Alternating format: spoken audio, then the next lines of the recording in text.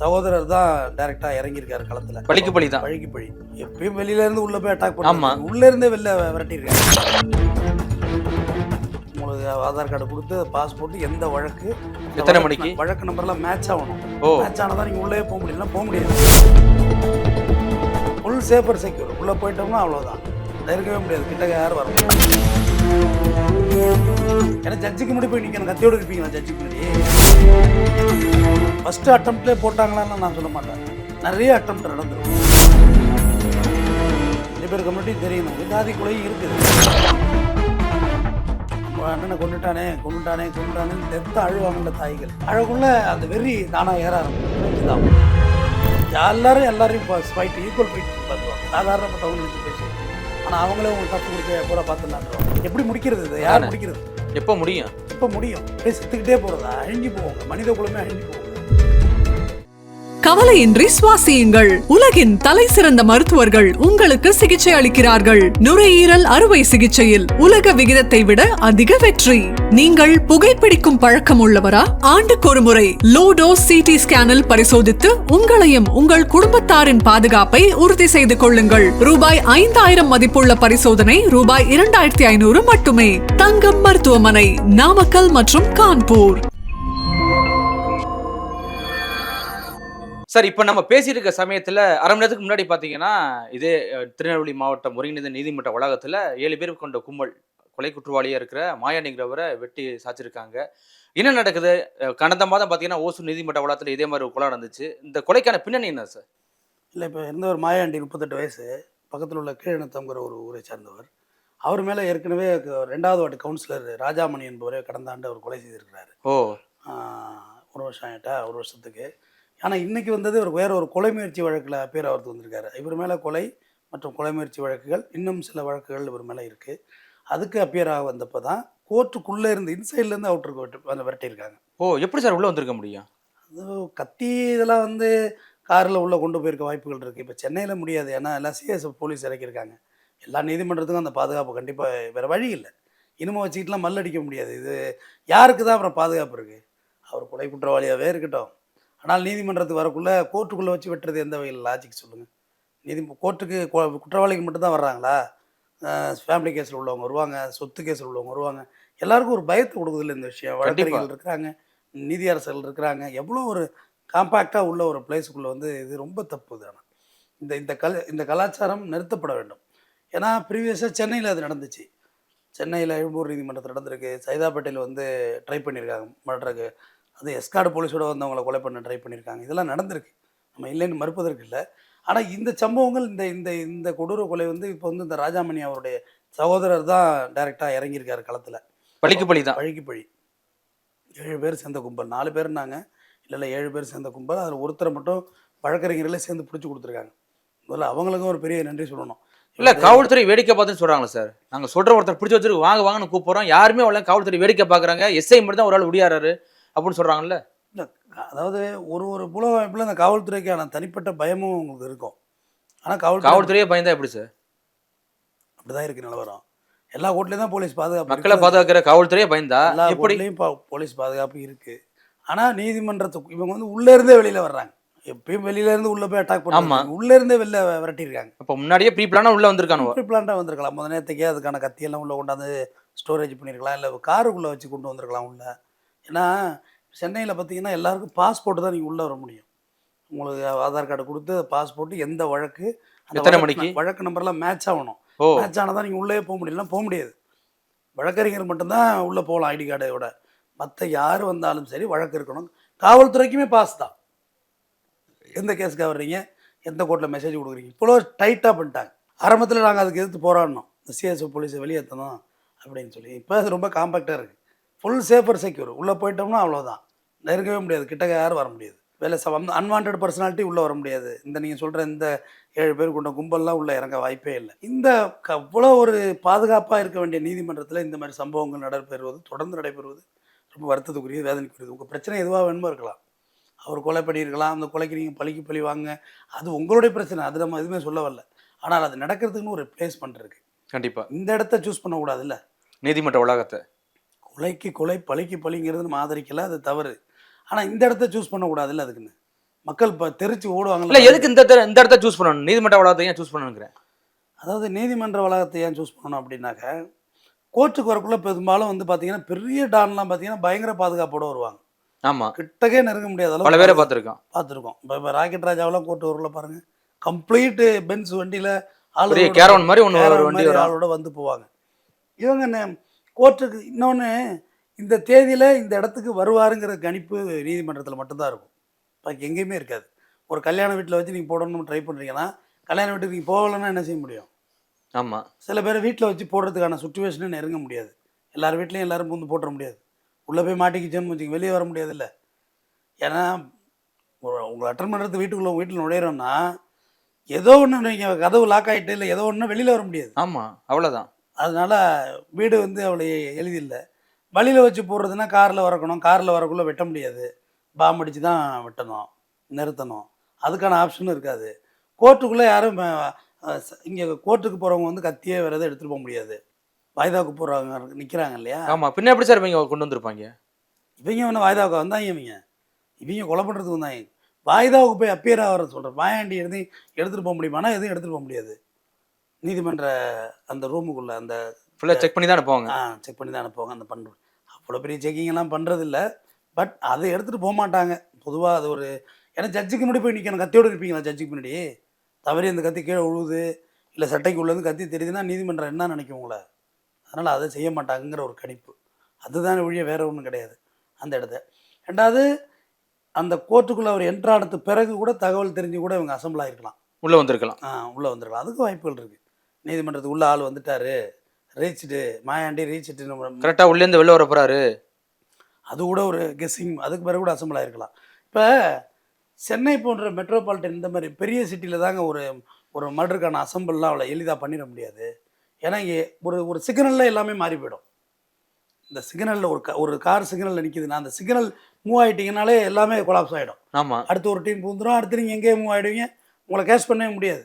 உங்கள் சென்னை போன்ற இடங்களில் வந்து வீடுகளில் வச்சு வீடு வாசல், ஆஃபீஸ் வாசல் இது போன்ற இடங்களில் தான் இங்கே கார்னர் பண்ண முடியும். பட் அங்கேயெல்லாம் அப்படி இல்லை. இதெல்லாம் ரிவெஞ்ச். ஒரு வருஷமாக உங்களுக்கான தேடுதலே இருந்திருப்பாங்க. ராஜாமணியோட சகோதரர்கள் சொல்கிறேன், எப்படா மாட்டுவான், எப்படா மாட்டுவான்னு 24 hours அதே வாட்சிங்லேயே இருந்திருப்பாங்க. என்னோட கணிப்பு அதுதான். இல்லைன்னா போட முடியாது அவ்வளோ ஈஸியாக. ஒரு வருஷமாக இவரை இந்த ஃபஸ்ட்டு அட்டம்ப்ட்லேயே போட்டாங்களான்னு நான் சொல்ல மாட்டேன். நிறைய அட்டம்ப்ட் நடந்திருக்கும். இதுதான் வெளில தெரிஞ்சிருக்கு. அதுவும் நீதிமன்ற வளாகங்கிறதுனால நிறைய அட்டம் ட்ரை பண்ணியிருப்பாங்க, சிக்கியிருக்காது. ஆள் சிக்கியிருக்க மாட்டாங்க. ஏதோ ஒன்று மிஸ்ஸிங் ஆகிட்டே போவோம். ஒரு அட்டம்ப்ட் பண்ணி மிஸ் ஆனால் அடுத்து 2-3 மாதம் கூட ஆகிடும் அடுத்த அட்டம்ப்ட் ரெடி ஆகிறதுக்கு. அவ்வளோ எளிதில்லை. அதுக்கு தான் அந்த ஒரு வருஷம். ஒரு வருஷம் இல்லை, அந்த கோவம் தீராதா சார்? ஒரு வருஷமா என்ன பண்ணுவாங்க? அந்த கோவம் கொஞ்சம் கூட அடங்காதா எப்படி? அதாவது கோபம் வந்து மனிதனை அழித்து விடும். அதில் எந்த மாற்றமும் இல்லை. நம்ம க்ரைம் பற்றி பேசுகிறது வந்து குற்றத்தை என்டர்டைன் பண்ணுறதோ இல்லை இது ஒரு பெரிய ஹீரோயிசம் ஆக்குறதோ இதனால யாருக்கும் எந்த லாபமும் இல்லை. ஆனால் நம்ம சொல்ல வர்ற விஷயம் என்னுடைய மனசாட்சி அப்படி தான் இருக்குது. தொடர்ந்து நம்ம செய்கிறதுனால இழப்புகள் தான் அதிகமாகும். அந்த அசுரன் படத்தில் கூட கிளைமேக்ஸில் வெற்றிமாறன் டைலாக் வச்சுருப்பார். ரொம்ப நல்லாயிருக்கும் அந்த டைலாக். கோவப்படுறது முக்கியம் இல்லைப்பா, பிரச்சனையை வந்து எதுக்குறதுலாம் பெரிய விஷயம் இல்லை, கடந்து போக பழகணும். அவங்க அண்ணனை கொண்டுடுவாங்க, அண்ணனை செத்ததில் வந்து உனக்கு வருத்தம் இல்லையா அப்படின்னு சொல்லுவான். எனக்கு இருக்க கோபத்துக்கு அவனை வெட்டி செமிச்சு தின்னு இருப்பேன், ஆனால் உங்களையெல்லாம் விட்டுட்டு போயிடக்கூடாதுன்னு தான் நான் செய்யலை. ஏற்கனவே தனுஷ் கோவப்பட்டிருப்பான். ஆமாம், அந்த எல்லாரையும் பூந்து வெட்டி அந்த கோபத்தினால எல்லாத்தையும் நான் இழந்துட்டேன், அதனால் இறந்தவங்கள நினச்சி இருந்தவங்கள இழந்துடக்கூடாது அப்படின்பார். அது ரொம்ப நல்ல விஷயம். எல்லாருக்கும் நான் தான் சொல்கிறேன். ஒரு லாஸ் ரைட், ஓகே, ஒரு வழி இல்லை, லாஸு தான் அது. அந்த ராஜாமணியோட இழப்பு அந்த குடும்பத்தை வந்து ஏற்றுக்கங்க, அந்த இழப்பு சரிதான்னு நான் சொல்ல வரல. நீதிமன்றத்தில் தண்டனை வாங்கி கொடுக்குற வழிகளை தான் நம்ம மேற்கொள்ளணும். காவல்துறையும் வழக்குகளை வேகமாக மூவ் பண்ணணும், சார்ஜ் ஷீட்டை போடணும், கன்விக்ஷன் வாங்கி கொடுக்கணும். அதுதானே கோர்ட் இருக்குது. கண்டிப்பாக நம்மளே ஜஸ்டிஃபிகேஷன் பண்ணுறது எப்படி? இப்போ அந்த குடும்பத்துக்கு வந்து இது மிகச்சரியாக இருக்கும். எங்கள் வீட்டில் ஒரு இழப்பு லாஸ் ஆகிருக்குல்ல, அதுக்கு நான் போட்டேன் அப்படின்றது சரியாக இருக்கும், நம்ம இல்லைன்னு மறுக்கலை. ஆனால் இது தீர்வு இல்லையே. மறுபடியும் இங்கேருந்து ட்ரிகர் ஆகி இங்கேருந்து மறுபடியும் அங்கேருந்து இங்கேன்னா இதுக்கு என்ன தான் எண்டு? யாராவது கத்தியை கீழே வைக்கிற வரை எண்டே கிடைக்காது இதுக்கு. கண்டிப்பாக. இருந்தாலும் சார், இப்போ அதாவது தென் மாவட்டத்தை பொறுத்தவரையிலையும் 2 பேர் கம்யூனிட்டி தெரியும் எனக்கு. ஆமாம், பட் அது வேண்டாம். ஒருவேளை இது ஒரு ஜாதிய கொலையாக இருக்குமா அப்படி சார்? இல்லை 2 பேர் கம்யூனிட்டியும் தெரியும் நமக்கு. ஜாதி கொலையும் இருக்குது இதில் இருக்கு, இல்லைன்னா மறுக்க முடியாது. அதுதான் அது. ஜாதி வந்து ரொம்ப சென்சிட்டிவான விஷயம் நம்ம நாட்டில். ரொம்ப நுட்பமானது ஜாதி. வேறு பர்சனலுக்காக நம்ம சண்டை போட்டாலும் ஜாதி அதில் வந்துடும், மேலே வந்துடும். எல்லா கட்சியிலையும் எல்லா ஜாதியிலையும் லீடர்ஸ் இருக்காங்க. அவங்க தன்னை வந்து அந்த சமூகத்தோட காவலர்களாகவே நிலைநிறுத்திக்குவாங்க. நிலைநிறுத்துக்குவாங்க. அதுக்காகவே வாழ்கிறாங்க, அதுக்காகவே சாகுறாங்க. எல்லா கம்யூனிட்டியும் பாருங்கள், இறந்தவங்க லிஸ்ட்டெல்லாம் எடுங்க. எத்தனை வருஷம் சார் ஜாதின்னு அப்படியே போயிட்டு தான் என்ன அர்த்தம்? ஆனால் ஆழமாக வேரூன்றி இருக்குது இப்போ ஜாதி. முன்பை விட இப்போ ஜாதி ரொம்ப ஆழமாக இருக்குது, பலமாக இருக்குது. இன்ஸ்டாகிராம், ஃபேஸ்புக்கெல்லாம் பாருங்கள், ரெகல ஓடுது ஜாதி. அதெல்லாம் வந்து ஒரு ஜாதிய தலைவருக்கு விழானா ஒரு குரூப்பாக போகிறது, ரவுடிசம் மாதிரி போகிறது, அது கூட விஷயம் இல்லை நெறியாளர். அது வந்து ஜாதிய தலைவர்கள் வந்து ஒரு கட்டத்துக்கு மேலே அதை எப்படி ஹேண்டில் பண்ணணும்னு அவங்களுக்கு தெரியும், ஜாக்கிரதையாக ஹேண்டில் பண்ணுவாங்க. இந்த சின்ன சின்ன பசங்கள்லாம் தற்குறித்தனமாக இங்கே வந்துட்டேன் நான் தான், இங்கே வந்துட்டேன் நம்ம தான் சொல்கிறான். அவன் ஒரு ஜாதியை ப்ரமோட் பண்ணுறான், ஆளாளுக்கு ஒன்று சொல்லி. பத்தாவதுக்கு ஜாதி கயிறு வேறு, ஜாதி கயிறு. நான் திருநெல்வேலி வருவியான்னு கேட்டேன், நான் அந்த வந்துட்டேன் பார்த்து எல்லா பஸ் ஸ்டாண்டுன்னு சொல்கிறான். சின்ன பசங்க மறுபடியும் ட்ரிகர் ஆகி சண்டே ஆகி வெட்டுக்குத்து ஆகிட்டா என்ன செய்ய முடியும்? அதனால் ஜாதி கொலை ஆனால் முன்ன இருந்த விட இப்போ அதிகமாக தானே சார் போயிட்டு இருக்கு. சின்ன சின்ன பசங்கள்லாம் அந்த ஜாதி ரீதியாக ரொம்ப வளர்ந்து வர்றாங்க சார். அதாவது இதை நீங்கள் எப்படி சொல்லணும்னா, ஒரு 50 வயசுக்கு மேலே உள்ளவங்கள்ட்டெல்லாம் ஜாதி வெறியெல்லாம் இல்லை. ஆனால் அவங்க ஒரு காலத்தில் இருந்திருக்கலாம், ஜாதிக்காக சண்டை கொலையெல்லாம் பண்ணியிருக்கலாம். 50 வயசுக்கு மேலே ஆனோன்னா அட போட இது ஏன்டா வேஸ்ட்டு இது அப்படின்னு ஒதுங்கிடுறாங்க. அடுத்தது 30 to 50 வயசு இருக்காங்கல்ல, இவங்க வந்து மேனுக்குலேட் பண்ணுறாங்க. யாருன்னா 20 வயசு பசங்களை. ஜாதி, நம்ம தான் கெத்து, நம்ம தான் மாசு அப்படின்னு அவங்கள மேனுக்குலேட் பண்ணுறாங்க. மேனுக்குலேட் பண்ண அவங்களுக்குள்ளே ஒரு உணர்வு வர ஆரம்பிச்சிருது. நம்ம தான் மாசு, ஜாதிக்காக கொலை பண்ணணும் அப்படின்ற ஒரு மாஸ் அப்படின்னு உருவாகுது. இதான ரொம்ப தப்பு. இப்போ ஜாதிக்காக இப்போ இறந்த பசங்களெல்லாம் எடுங்க, எல்லாம் 30 வயசுக்குள்ளே. இப்போ இவரே 38 வயசு தானே மாயாண்டி. ஆமாம், மாயாண்டிக்கு. அந்த இறந்து போன இவருக்கும் வயசு கம்மி தானே, கவுன்சிலர் இருக்கும். எல்லாமே பாருங்கள், வாழ்க்கை ஆரம்பிக்கிற வயசுலேயே வாழ்க்கை முடியுது. இங்கே மனித குலங்க நம்ம அழிஞ்சு போவோங்க இப்படியே இருந்தால். சண்டை போட்டு யாரோ ஒருத்தர் கத்தியை கீழே வச்சு தான் ஆகணும். அந்த டைரெக்டாக பேசிட வேண்டியதாக. வைக்கிற மாதிரி தெரியலையே சார். வைக்கிற மாதிரி இல்லை. இல்லை சார், இப்போ இதே திருநெல்வேலி மாவட்டம் ரொம்ப கிரிட்டிக்கலான ஒரு மாவட்டம் தெரியும். அங்கே உள்ள நீதிமன்றத்தில் இப்படி ஒரு கொலை இருக்குன்னா அப்போ எப்படி வேணும்னு விட்டாங்களா எப்படி சார்? இல்லை வேணும்னா விட மாட்டாங்க பொதுவாக. இல்லை, வழக்கறிஞர் தரப்பு என்னன்னா காவல்துறை வேடிக்கை பார்த்து தானே சொல்கிறாங்க. அது பார்த்தேன், அந்த வழக்கறிஞர்கள் ரொம்ப ஸ்பீடாகவும் நல்ல வீரமாகவும் இருந்தாங்க. நாங்கள் பிடிச்சிட்டு வாங்கன்னு கூப்பிட்றாங்க, யாரும் வரலங்க அப்படி சொல்கிறாங்க போது அப்போ என்ன அர்த்தம்? திட்டமிட்டு நடக்குதான்னு கேட்குறேன். இல்லைங்க, அது போலீஸ் வந்து இன்னும் சிவியராக ஆக்ஷன் எடுத்துருக்கணும். போலீஸ் வந்து கொஞ்சம் மெத்தனமாக தான் இருந்தது. இல்லை, காவல்துறையும் ஜாதி ரீதியாக செயல்படுறாங்களே எப்படி சார்? இருக்குது, காவல்துறையும் ஜாதி இருக்கா, இல்லைன்னு சொல்ல முடியாது. இங்கே டிஜிபி இல்லை, அப்பேற்பட்ட காவல்துறையும் அந்த பக்கம் வைக்கணுங்கிற. டிஜிபி ஆஃபீஸில் ஒரு 5 வருஷம் இருக்குன்னு நினைக்கிறேன். ஒரு 2 போலீஸ்காரங்க வந்து மண்ணெண்ணெய் ஊற்றிக்கிட்டாங்களே இங்கே சென்னையில். ஜாதி பார்த்தீங்கன்னா டார்ச்சர் பண்ணுறாங்கன்னு. எல்லா இடத்துலையும் ஜாதி இருக்குது. ஜாதிங்கிறது நம்மளுடைய இந்த ரத்தம் மாதிரி ஒட்டிக்கிச்சது. அது ரொம்ப அருவருப்பான விஷயம் ஜாதி. ஆனால் ஜாதி நம்மளுடைய ட்ராவல் பண்ண ஆரம்பிச்சிட்டு. ஜாதி எந்த இடத்துலையும் ஜாதி இல்லைன்னு பேசுகிறோம், இல்லாமல் இருக்கா? எங்கே இருக்கா? எல்லா இடத்துலையும் பார்க்குறாங்களே ஜாதி. ஈவன் கோர்ட்லேயே ஜாதி. எத்தனை பெரியார் எத்தனை பாரதியார் வந்தாலும் மாற்ற முடியுதா சார்? கோர்ட்லேயே ஜாதி இருக்குங்க. பார்ப்பாங்க, கேட்பாங்க. தனித்தனியாக அந்த டீமாக தான் ஒதுங்கி போவாங்க. அது இருக்கக்கூடாதுன்னு சொன்னது தான் அண்ணல் அம்பேத்கர். ஜாதிங்கிறது வந்து தப்புன்னு சொன்னார். ஆனால் அந்த இடத்துல இருக்கு, எல்லா இடத்துலையும் ஜாதி இருக்குதானே, நம்ம இல்லைன்னு சொல்லலாம். ஆனால் பட் இது எனக்கான நடந்துச்சுன்னு தெரியல. இது என்ன ப்ரீவியஸ் மோட்டிவேஷன் இருக்குது. இது மாயாண்டி அந்த குடும்பத்தில் நடந்த ஒரு கொலைக்கு, ராஜாமணியோட மர்டர், கவுன்சிலர் மர்டரில் அக்யூஸ்டு. அப்போ அதுக்கான ரிவெஞ்சு அவங்க எடுக்கிறாங்க. பட் அது எடுக்கிறது சரின்னு நான் என்றைக்கும் சொல்லலை. எடுத்த இடம் ரொம்ப தப்பான இடம், நீதிமன்றம். அது வந்து அப்புறம் அந்த நீதிமன்றத்துக்கு என்ன மரியாதை இருக்குது சொல்லுங்கள்? நீதி வழங்குற இடத்துல கொலை பண்ணால் நீதிமன்றத்துக்கு என்ன மரியாதை இருக்குது? இப்போ இங்கே பன்னோக்கு மருத்துவமனையில் ஒரு பையன் போய் விக்னேஷ்ங்கிற பையன் வந்து பாலாஜிங்க டாக்டர் குத்திட்டான். அது டாக்டர் மேலே தப்பா யார் மேலே தப்புங்கிறத நான் பேச விரும்பலை. பட் செலக்ட் பண்ண இடம் தப்பு. பப்ளிக் பொது ஹாஸ்பிட்டல், பொதுமக்கள் வர்ற இடம், குழந்தைகள் வர்ற இடம், கர்ப்பிணிகள் வர்ற இடம், முதியோர்கள் வர்ற இடம், செலக்ட் பண்ண இடம் தப்பு. அதுமாரி இவங்க செலக்ட் பண்ண இடம் எந்த இடம்? நீதிமன்றம் இல்லை. அப்போ அப்புறம் நீதிமன்றத்து மேலே உள்ள மரியாதை மக்கள்கிட்ட குறையுமா இல்லையா? ஏற்கனவே குறைவாக தான் இருக்குது. ஆளாளுக்கு இதுக்கே நீதியரசர்கள் கேள்வி வைப்பாங்கல்ல. நீதியரசர்களை போய் கேட்குறதுக்கு என்ன இருக்குது? அவங்க வந்து ஒரு கோர்ட் ஆஃபீஸர், அவ்வளோதான். அவங்க வந்து கொலைக்கு சாட்சி சொல்கிறதோ. சாட்சி இல்லை சார். இப்போ நீதிமன்ற வளாகத்திலே இப்படி ஒரு சம்பவம் நடக்குதுன்னா கண்டனம் தெரிவிக்க மாட்டாங்கன்னு கேட்குறேன். கண்டிப்பாக சிஜே தெரிவிக்கணும், நிச்சயமாக தெரிவிக்கணும். இது உடனடியாக அது வந்து மதுரை உயர்நீதிமன்ற லிமிட்டில் வருது, திருநெல்வேலி. ஆமாம், அது டிஸ்ட்ரிக்ட் கோர்ட்டில் நடந்திருக்கு, மாவட்ட ஒருங்கிணைந்த நீதிமன்றம் நடந்திருக்கு. உடனடியாக சிஜே வந்து இதுக்கு சிஎஸ்எஃப் போலீஸ் இறக்க வேண்டியது, அவ்வளோதான். இதுக்கு என்ன பண்ண முடியும்? தமிழ்நாடு போலீஸ் போய் நீங்கள் சேஷனில் டூட்டி பாருங்கள். இல்லை, எவ்வளோ தைரியம் சார்? இப்போ 7 பேர் வந்து வெட்டியிருக்காங்கன்னா எவ்வளோ தைரியம் இருந்திருக்கு அவங்களுக்கு? தைரியம் இல்லை, ரிவெஞ்சுக்கு தைரியம் வேண்டியதில்லை. எங்கள் வீட்டில் ஒரு ரிவெஞ்சுக்கு தைரியத்துக்கும் வித்தியாசம் இருக்குது. நிறைய இருக்குது. தைரியங்கிறது வேறு, ரிவெஞ்ச் வேறு. ரிவெஞ்சுக்கு இடம் பொருள் எவ்வளோ என்ன இருக்குது? எங்கள் வீட்டில் ஒரு உயிர் லாஸ் ஆகிருக்க, உன்னை எப்படி விடுறதுனா அப்படின்ற வெறி தானே. அது வீட்டில் உள்ளவங்க பெற்றோர்கள் அவங்கெல்லாம் வந்து கன்வின்ஸ் பண்ண மாட்டாங்க போல இருக்கு. நம்ம அண்ணனை கொண்டுட்டானே கொண்டுட்டானே கொண்டுட்டானேன்னு தெத்த அழுவாங்கல்ல தாய்கள். யார் வீட்லேயும் அழாமல் இருப்பாங்களா? கண்டிப்பா அழுவாங்க. அழகுள்ள அந்த வெறி தானாக ஏற ஆரம்பிச்சிடும். ரிவெஞ்சு தான் அப்புறம். அதுக்கு ஒரு டீம் அசம்பிள் பண்ணி, என்ன சொல்லப்போனால் அவங்க எல்லாமே உறவுக்காரவங்க ஃப்ரெண்ட்ஸாக தான் இருப்பாங்க. டீம் வேறு எங்கே இருந்து அசம்பிள் பண்ணுறது? அசம்பிள் பண்ணி இன்னும் அரங்கேற்றிட்டாங்க மர்டர். பட் அது இன்னைக்கு இல்லைன்னா இன்னொரு நாள் நடந்திருக்கும், அவ்வளோதான். திரும்ப இதுக்கு ஒரு ரிவெஞ்ச் நடக்கும். இதுக்கு ஒரு 6 மாசமா, ஒரு வருஷமா. அவ்வளோதான் அவ்வளோதான் யதார்த்தம் அதுதானே. இங்கே இவங்க திருப்பி இவங்க டீம் அசம்பிள் ஆவாங்க.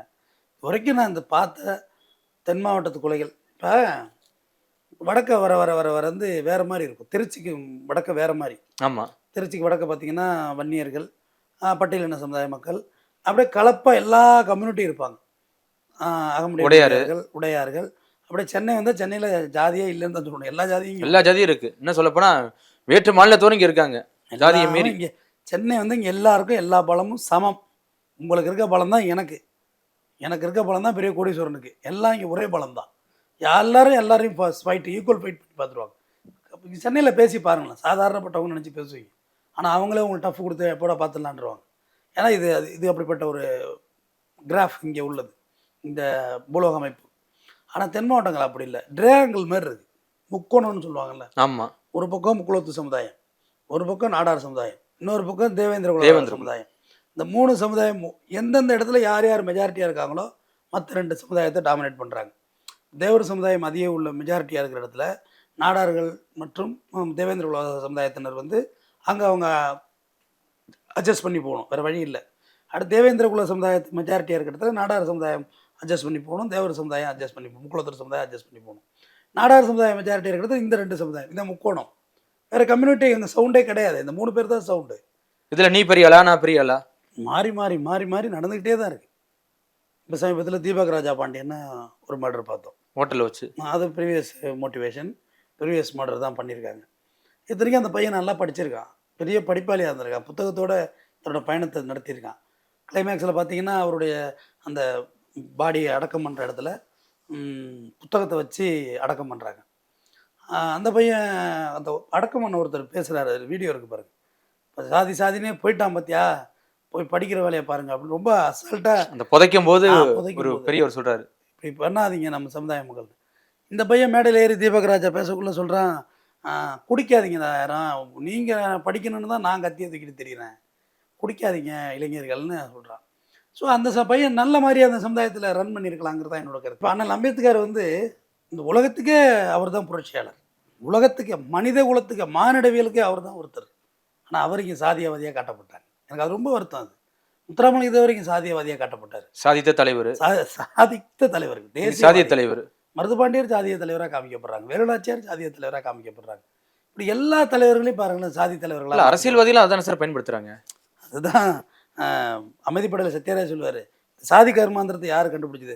மந்திரமோதிரம் கண்டுபிடிச்சா மந்திரி மாதிரி கட்டி பிடிச்சிக்கிட்டான், இறுக்கி பிடிச்சிக்கிட்டான் அப்படின்னு. எவ்வளோ ஒரு எளிமையான அரசியல் தெரியுமா அவர் சொன்னது?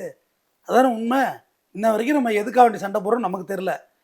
சாதியை கண்டுபிடிச்சவன் ரொம்ப நிம்மதியாக போயிட்டு இருக்கான். பிராமணர்கள் சாதியை அதுக்கு இதுக்கு சம்மந்தமே இல்லாத மாதிரி. இது அப்போ எங்கேயும் நடக்குது. அவள்லாம் எப்படி இருக்கா, கொலை பண்ணிட்டுல சுற்றுறாரு. எப்போ எல்லாம் நீ போட்ட விதை தான்ப்பா, நாங்கள் கொலை பண்ணிட்டு திரிகிறோம். நீ எங்களுக்கு கற்றுக் கொடுத்தது சனாதானத்தை சொல்லி நீ சூத்துறேன், நீ வந்து வேசிப்போம், நீ தான் சொன்ன இருக்கே மனு தர்மத்தில். ஏன்னா உங்களுக்கு தெரியும், மனு தர்மம் முழுசாக நான் படித்து பேசினவன். அதில் இருக்க திருமண மந்திரத்தை கேட்டோம்னா நம்ம கல்யாணமே பண்ணிக்க மாட்டோம். எல்லாரும் அந்த திருமண பெண்ணோட படுத்து கடைசியாக புரோகிதம் பண்ணுற நானும் படுத்து இந்த வேசி மகளை இந்த வேசி மகனுக்கு தான் கொடுக்குறேன்னு சொல்கிறான். இல்லைன்னு சொல்லுங்க. இல்லைங்கிறாங்களே. எப்படி இல்லைங்கிறாங்க? நான் மனு தர்மம் படிச்சிருக்கிறேன், நான் சனாதன நான் எடுத்த நேர்காணல இதே வர்ணாசிரமத்தை நான் படிச்சிருக்கேன். இல்லைன்னு சொன்னால் என் மேலே கேஸ் போடுங்க, அவ்வளோதான், முடிச்சிட்டேன், என் மேலே வழக்கு போடுங்க. நானும் வர்றேன் புத்தகத்தோட, நானும் புக் எடுத்துகிட்டு வர்றேன். இவ்வளவு இருக்க. இப்போ இன்னைக்கு தென் மாவட்டத்தில் நடக்கிற சாதிய கொலைக்கு இதுவும் ஒரு காரணமா? ஆதி வேறு எங்கே இருக்குது? நம்ம நான் ஒரு விஷயம் சொல்கிறேன், தென் மாவட்டத்தில் கத்தியை வைக்கணும்னு நினச்சாலே வைக்க முடியலைங்கிறது தான் நான் நினைக்கிறேன். வைக்க முடியாது பிரேக்குன்னு. அன்றைக்கி கூட சமீபத்தில் ராக்கெட் ராஜா அவர்களுடைய பேட்டி ஒன்று நீங்கள் கலாட்டாவே ஒன்று எடுத்திருந்தாங்க. அதில் அவர் சொன்னார், எங்கள் அண்ணன் இறந்தது கூட நான் இந்த ஊருக்கு வர முடியல, என்னால் எங்கள் அண்ணன் இறந்தது கூட நான் இந்த ஊருக்கு வரல, என் சொந்த ஊருக்கு தான் அப்படின்னு சொல்லி அந்த சின்ன பிள்ளையில் அவர் இருந்த ஃபோட்டோவெல்லாம் காமிச்சார். இப்போ நான் இதுலேருந்து ரிலீவ் ஆகணும்னு நினச்சாலும் முடியாதுங்கிற மாதிரி பேசினார். அது அவர் என்னென்ன பண்ணாரோ அது நமக்கு தேவையில்ல. ஆனால் எனக்கு அதில் பார்க்கக்குள்ள ஒரு சின்னதாக ஒரு ஒரு கரிசனம் இருந்துச்சு. உண்மையிலே சராசரி மனுஷனா என்னால் வாழ முடியலன்னாரு. உண்மை அதுதான். இல்ல அதுவே பெரிய துயர வாழ்க்கை தானே ஏங்க சார். ரொம்ப கஷ்டங்க அது. எப்போ சராசரி எந்த ஆங்கில இருந்து வருவானோ, எந்த ஆங்கில இருந்து நம்மளை வெட்டுவானோ. விடிய விடிய எல்லாம் தூங்கிட்டு இருக்கு முடிச்சிட்டு இருப்பாங்க. ஸ்நாக்ஸ் ஓடிட்டு இருக்கும், நான் தூங்கிட்டு இருக்கேன் ஆமா. அப்படின்னு சொல்கிறாரு. இது மாதிரி தான் ஒவ்வொருத்தருக்கும் இந்த பிரச்சனை இருக்குது. இப்போ தீபக் ராஜா பாண்டியன் கடைசியாக இறந்தது அன்னைக்கு தான் திருநெல்வேலிக்குள்ளே என்ட்ரி ஆகிறாப்புல. ஆமா. ஊரில் தன்னுடைய காதலியோட சாப்பிட போகிறாரு. அதுவும் திட்டமிட்டு நடந்தது அப்படின்னு சொல்றாங்க. அது ஒரு பக்கம் அது இருக்கு. வழக்கு விசாரணையில் இருக்குது. மர்டர் ஆகுறது. ராமர் பாண்டியன் வாய்தாக்கு போகிறாப்புல கரூருக்கு. இங்கே சேஃப்டி இல்லைன்னு சொல்லி கரூருக்கு மாற்றுறாங்க ராமர் பாண்டியன். ராமர் பாண்டியன் அங்கே மர்டர் ஆகுது. பாருங்கள் இந்த விஷயம். கராத்தே செல்வின் எப்படி மர்டர் ஆனார், பசுபதி பாண்டியன் எப்படி மர்டர் ஆனார், வெங்கடேச பண்ணார் என்கவுண்டரு. இதெல்லாம் எங்கே போய் நிற்கிது பாருங்கள். யார் இதில் ஒருத்தர் ரிவர்ஸ் ஆகுறது சொல்லுங்கள். இப்போ ரீசெண்டாக குமளி ராஜ்குமார், கண்ணபிராணிலாம் கைது பண்ணாங்க இப்போ. ஆமாம். சமீபத்தில் இது யார் தான் நிறுத்தி வைக்கிறது இந்த பிரச்சனையை? கத்தியை கீழே போடுங்கன்னு சொல்கிற அளவுக்கு தலைவர்கள் இல்லையே சார். எனக்கு தெரிஞ்சதெல்லாம் கலெக்டர் லெவலில் உட்காந்து ஒரு 3 மாவட்டத்து கலெக்டர் லெவலில் உட்காந்து இதை ஒரு பெரிய பீஸ் மீட்டிங் ஏற்பாடு பண்ணி இதை ஆஃப் பண்ணால் மட்டும்தாங்க செய்ய முடியும். இல்லையா எவ்வளோ ஆஃப் ஆகும்? ஏன்னா ஒருத்தருக்கும் லாஸ் இருக்குல்ல. இங்கே எங்கள் வீட்டில் லாஸ் ஆகிருக்கேன், நான் எப்படி சமாதானமாக போகிறதுங்கிற கேள்வி இருக்கும். ஆனால் யாரோ ஒருத்தர் நிறுத்தி தானே ஆகணும். இப்படியே ஜேர்னி ஆகி போயிட்டே இருக்கதா? எந்த சாதிக்கும் நம்ம சப்போர்ட் கிடையாது. நம்ம ஒரு ஸ்பீக்கர் ஒரு விஷயத்த சொல்கிறோம், எல்லா ஜாதியே வேணாம் தான் சொல்கிறோம். அதே வேணான்னா இது ஒரு பெரிய பீஸ் மீட்டிங் தானே ஏற்பாடு பண்ணணும். எல்லா இதுலேயும் லீடர்ஸ் இருக்காங்க, அவங்கள அடித்து ஊற்றி பேசி தானே ஆகணும். பேசி சரி ரைட்டு இதான் போனது, உங்கள் பக்கம் இவ்வளோ லாஸ், உங்கள் பக்கம் லாஸ் லாஸ் லாஸ் லாஸ் எல்லா லாஸையும் டேலி பண்ணி இனிமேல் எல்லாம் ஒத்துமையாக இருக்காங்கன்னு சொல்லணும். சகில் அக்தர்னு சொல்லிட்டு இங்கே ஒரு டிசி இருந்தார் இங்கே சென்னையில். அவர் என்ன செய்கிறாரு, அதை வச்சு தான் ஜெமினின்னு ஒரு படம் எடுத்தாங்க. சேராவையும் வெள்ளரவியும் கூப்பிட்டு ஒரு இளநில 2 ஸ்டா போட்டு குடிக்க வச்சார். சகில் அக்தர் ஒரு பேர். அப்பா சேரா பெரிய ரவுடி, பெரிய டான் சேரா, இந்த பக்கம் வெள்ளரவி பெரிய டான். ஈக்குவல் ஃபைட்டு மோதுது. வெள்ளரவிகிட்டேருந்து அப்படியே உருவாகி தான் அப்படியே இன்றைக்கி நாகேந்திரன் அப்படியே அந்த ஜேர்னி ஆனது. நாகேந்திரன் பாக்ஸர், ரவுடியெல்லாம் ப்ராப்பராக அவர் டான் வேலைக்கெல்லாம் வரல. அவர் பாக்ஸராக இருந்தார். வெள்ளரியோட நட்பு அப்படியே ஒரு வாழ்க்கை டர்ன் ஆகி போக ஆரம்பிச்சிச்சு. அப்போ 2 பக்கம் மாறி மாறி நடந்தோன்னே சகில் அக்தர் கூப்பிட்டு என்ன தான் பண்ணுறது, சரி வாங்க அப்படின்னு சொல்லி பீஸ் மீட்டிங் ஏற்பாடு பண்ணி ஒரு இளநியை போட்டு சாப்பிட குடிக்க வச்சார். ஒன்றாயிட்டோம். அதான் ஜெமினியில் எடுத்திருப்பாங்க. இப்போ இல்லை அங்கே உள்ள கமிஷனரையும் சொல்கிறேன், அவரை கூப்பிட்டு இப்போ கலெக்டரையும் கூப்பிட்டு பீஸ் மீட்டிங் தான் வைக்கணும். என்ன பண்ணுறது? இது கோர்ட்டு பார்த்துக்கும், தண்டனை கொடுத்துக்கும், இப்படியே விட்டுட்டே போட எப்போ ஸ்டாப் ஆகிறது, எப்போ முடிக்கிறது இந்த மேட்ரை? எல்லா பக்கத்துலேயும் லாஸுங்க. தேவேந்திர குல சமுதாயத்துலேயும் நிறைய இழப்புகள், வாழ வேண்டிய பிள்ளைங்க நிறைய செத்துருச்சு. நாடார் சமுதாயம் தேவர் 2 பிள்ளைங்களும் நிறைய வாழ வேண்டிய செத்துருச்சு. ராயல் கிங் மதன் தேவர்லேருந்து ஆரம்பித்து அது ஒரு லிஸ்ட்டே இருக்குது. அது லென்த்தாக போகுது. அது ஒரு பக்கம். நாடார் சமுதாயத்தில் ஏகப்பட்ட இழப்பு. எப்போ முடிக்கிறது? யார் முடிக்கிறது? இது கூப்பிட்டு வச்சு ரைட் இது நடந்துச்சு, இது நடந்துச்சு, இப்போ என்ன பண்ணுறது அப்படின்னு சொல்கிற புரிதலை ஏற்படுத்தணும்.